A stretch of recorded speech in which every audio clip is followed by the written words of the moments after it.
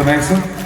আমি বাইদেউক লৈ বহুত আশা কৰিছোঁ, বহুত আশা মনত পুহি ৰাখিছোঁ। লগতে আমি বহুত সপোন দেখিছোঁ যাতে অনাগত সময়ত বাইদেউ সুস্বাস্থ্যৰে থাকক, খুব ধুনীয়াকৈ যাতে তেখেতে আমাৰ সমষ্টিটো গোটেই অসমৰ ভিতৰতে এটা জাকত জিলিকা সমষ্টি কৰি তুলিব পাৰে, তাকে আমি ৰাইজৰ তৰফৰ পৰা আমি কামনা কৰিছোঁ।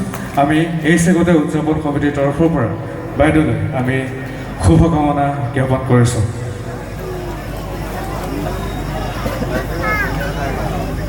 আমি আজিৰ আধুনিক নৃত্য প্ৰতিযোগিতাৰ মঞ্চ উদ্বোধক হিচাপে আমি বাইদেউক আমন্ত্ৰণ জনাইছিলোঁ, যিহেতু বাইদেউ বিভিন্ন ক্ষেত্ৰত ব্যস্ত হৈ আছে, যিহেতু সমূহ ৰাইজে বাইদেউক বিচাৰি আছে। আমি এই চেগতে আমি সময় বেছি পলম নকৰোঁ, আমি বাইদেউক আজিৰ আধুনিক নৃত্য প্ৰতিযোগিতাৰ মঞ্চ উদ্বোধন কৰিবলৈ আমি আহ্বান জনাইছোঁ।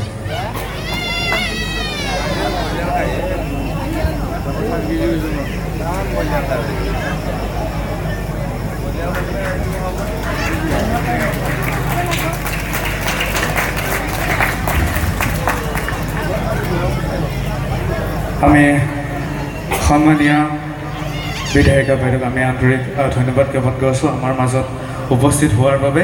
আৰু তেখেতক আমি উদযাপন সমিতিৰ তৰফৰ পৰা এখন ফুলাম গামোচাৰে আমি শ্ৰদ্ধা তথা সন্মান দিবলৈ ওলাইছোঁ। তেখেতক এখন ফুলাম গামোচাৰে আদৰণি জনাব উদযাপন সমিতিৰ সম্পাদক ৰাজীৱ দাসদেৱে।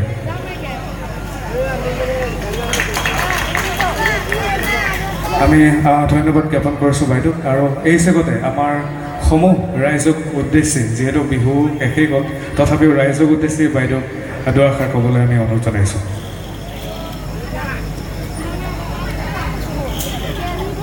সকলোকে নমস্কাৰ জনাইছোঁ।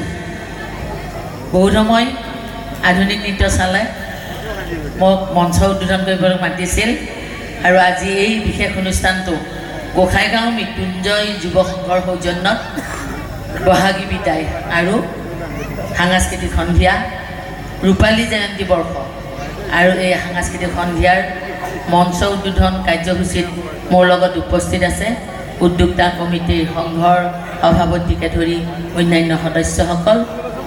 আৰু এই আজিৰ বিশেষ সাংস্কৃতিক সন্ধিয়াৰ লগত জড়িত মঞ্চত উপবিষ্ট মোৰ বাইদেউ ইতিমধ্যে বিচাৰক হিচাপে বহি আছিল, বাইদেউকো শ্ৰদ্ধা নিবেদন কৰিছোঁ। আৰু সন্মুখত বহি থকা মোৰ শ্ৰদ্ধাৰ আজি সাংস্কৃতিক সন্ধিয়া উপভোগ কৰিবলৈ অহা সমূহ ৰাইজ, ইমান সময় ধুনীয়া ধুনীয়া নৃত্য চালোঁ। আমাৰ এই উঠি অহা প্ৰজন্ম যে পিছ পৰি থকা নাই, এই নৃত্যটোৱে তেওঁলোকে নৃত্যই বুজাই দিলে। অকল নাচি নহয়, মই ভাবোঁ আমাৰ ল'ৰা ছোৱালীবিলাক এতিয়া নৃত্য, গীত, সাংবাদিকতা হিচাপৰ ক্ষেত্ৰত বা সমাজ সেৱাৰ ক্ষেত্ৰত হওক, তৰ্ক প্ৰতিযোগিতা, আকস্মিক বক্তৃতা, খেল, সকলোতে তাৰমানে আগুৱাই যাব লাগিব। তেতিয়াহে এখন আমাৰ শ্ৰেষ্ঠ সমাজ হিচাপে আমাৰ ভৱিষ্যত প্ৰজন্মক আমি মানৱ সম্পদ হিচাপে গঢ় দিয়াৰ যি চিন্তা, সেই চিন্তা সঁচাকৈ প্ৰতিফলিত হ'ব। গতিকে সকলো অভিভাৱক মই অনুৰোধ জনাইছোঁ, অকল এটা দিশ নহয়, শৈক্ষিক ক্ষেত্ৰতো আগবাঢ়ি যাওক, তেওঁলোকৰ প্ৰতিভাবিলাক বিকাশৰ তেওঁলোকে আগুৱাই দিয়ক। কিন্তু আগুৱাই যাবলৈ দিওঁতেও কিন্তু আমি সদায় সজাগ সচেতন হ'ব লাগিব। আমাৰ অভিভাৱকসকল যাতে বেছি আগুৱাই যাবলৈ দিওঁতে কেতিয়াবা কণ্ট্ৰলৰ বাহিৰত গৈ তেওঁলোকৰ যাতে ভৱিষ্যতটো ধ্বংস হৈ নাযায়, সেইটোৰ প্ৰতি আমি সজাগ সচেতন হ'ব লাগিব। আমি তেওঁলোকক চোৱা চিতাও কৰিব লাগিব, কণ্ট্ৰল কৰিও ৰাখিব লাগিব, আৰু তেওঁলোকক আগুৱাই যাই দিব লাগিব, গাইড দিব লাগিব আচলতে, যিটো শুদ্ধ হিচাপে আমি তেওঁলোকক পথ দেখুৱাব পাৰোঁ। আৰু আজি সাংস্কৃতিক সন্ধিয়া হয়তো আৰু নৃত্য গীত আছে। তাৰোপৰি মই দীপালীহঁতক দেখিলোঁ ধুনীয়াকৈ সাজি কাচি আহিছে, জেং বিহু নিশ্চয় গাব। গতিকে ইমান ধুনীয়াকৈ আমাৰ মহিলাসকলো যে পিছ পৰি থকা নাই, এই ক্ষেত্ৰত তাৰমানে মই বুজি পাইছোঁ। দীপালীয়ে মোক কৈছে, বাইদেউ আমাৰ নাচটো নোচোৱাকৈ আপুনি নাযাব, যদি সোনকালে হয় মই কিন্তু চাই যাব ইচ্ছা আছে, চালে বাৰু ভালেই লাগিব চাই। গতিকে সকলোকে অনুৰোধ জনাইছোঁ, আমাৰ এই যুৱকসকলে এই অঞ্চলটোত নেতৃত্ব দি ৰূপালী জয়ন্তী বৰ্ষ গঢ়িব পৰা এটা ক্লাব হিচাপে, সংঘ হিচাপে যিটো তেওঁলোকে আগুৱাই গৈছে, অকল তেওঁলোকক মানে বিহু বুলি নহয় আচলতে, আৰু বিভিন্ন দিশত যাতে নেতৃত্ব দি সমাজখন ভালভাৱে আগুৱাই লৈ যাব পাৰে, তাৰ বাবে মই যুৱকসকলক বিশেষভাৱে অনুৰোধ জনাইছোঁ।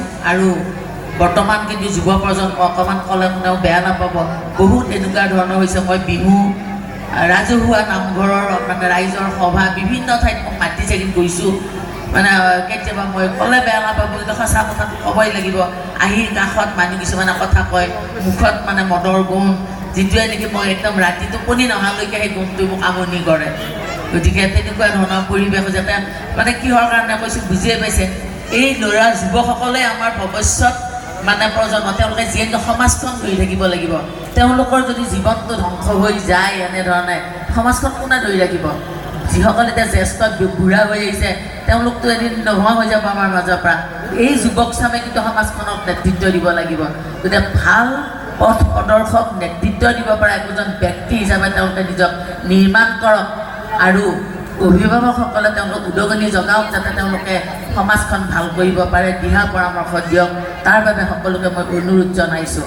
আৰু বেছি দীঘলীয়া বক্তব্য নাৰাখোঁ, ভাষণটো কোনে শুনি থাকিব এতিয়া।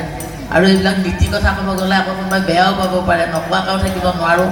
গতিকে সাংস্কৃতিক সন্ধিয়া উদ্বোধন কৰিবৰ কাৰণে মাতিছিল, আৰু যোৱাকালিৰ পৰা মই বিধানসভাত ব্যস্ত, আৰু আপোনালোকৰ আশীৰ্বাদত মঙলদৈ সমষ্টিৰ পৰা এবাৰ বিধায়িকা হিচাপে মই ওলাই গৈ আজি বিধানসভাত থিয় হৈছোঁ।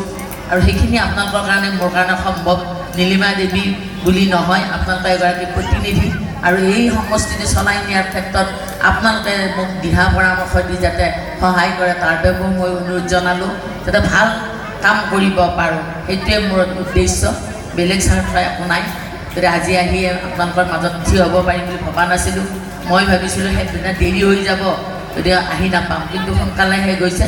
আৰু লগে লগে আহি মই অকণমান সময় ঘৰত ৰৈছোঁ, কিয় এঘণ্টাৰ এটা টক শ্ব'ত মই ইয়াৰ পৰা লাইভত জইন কৰিছিলোঁ, সেইটো শেষ কৰি ইয়ালৈ আহিছোঁ। গতিকে সকলোকে ধন্যবাদ জ্ঞাপন কৰিছিল আজি মোক ইয়াত মাতি আনি এই সাংস্কৃতিক সন্ধিয়া উদ্বোধন কৰি দিব মাতাৰ বাবে। আৰু সদায় আপোনালোকৰ লগত আছোঁ, থাকিম, যাতে ৰাইজৰ কাম কৰিব পাৰোঁ, মোক সহায় সহযোগিতা আগবঢ়াব। আৰু সাংস্কৃতিক সন্ধিয়া যেতিয়া অকণমান আমি এটা বিহু গাই দিওঁ, বিহু গাম নে বেলেগ গাম? বিহুকে গাম নহয়, মাতটো বেয়া, মানে মাতটো অলপ বেয়া হৈ আছে, ভাঙি আছে, তথাপিতো এভাগিমান গাই দিওঁ। কাৰণ সাংস্কৃতিক সন্ধিয়া যেতিয়া ময়ো অকণমান যদি চখটো যদি ইয়াতে শেষ নকৰোঁ, ক'ত কৰিম যায়? ঘৰত যাই যদি বিহু গান গাওঁ কি হ'ল বুলি ভাবিব। সেইকাৰণে বিহু মঞ্চ এই মঞ্চতে গাই থৈ যাওঁ অকণমান। চতে গৈয়ে গৈয়ে বহাগে পালে, ঐ ফুলিলে ভেবেলি লতা, হে কৈনো কৈ থাকিলে ওৰকে নপৰে, ঐ আমাৰে বিহুৰে কথা। এবাটি নহৰু এবাটি পনৰু, এবাটি কুটুৰাৰ হাত, এ মূৰৰ চুলি ছিঙি আশীৰ্বাদ কৰিছোঁ, ঐ ৰাইজসকল কুশলে থাক। ধন্যবাদ। এইখিনিৰে আজি সাংস্কৃতিক সন্ধিয়াৰ মঞ্চ উদ্বোধন কৰা বুলি মই ঘোষণা কৰিলোঁ। বাইদেউক আমি বহুত বহুত ধন্যবাদ জ্ঞাপন কৰিছোঁ। আমাৰ মঙলদৈ সমষ্টিৰ ইতিহাসত প্ৰথমগৰাকী মহিলা বিধায়িকা হিচাপে আমি আমাৰ ফালৰ পৰা, ৰাইজৰ তৰফৰ পৰা আমি শুভকামনা জ্ঞাপন কৰিছোঁ। আৰু তেখেতৰ গীতটিয়ে আজিৰ সাংস্কৃতিক সন্ধিয়াৰ মঞ্চখন খুবেই জীপাল কৰিলে। এটি জোৰদাৰ হাত চাপৰ বিচাৰিছোঁ, যাতে বাইদেউ সদায় সুস্বাস্থ্যৰে থাকক, সদায় ভালকৈ থাকক, আমি তাৰে কামনা কৰিছোঁ। এই যুগতে আমাৰ প্ৰেমদাস বৰমাই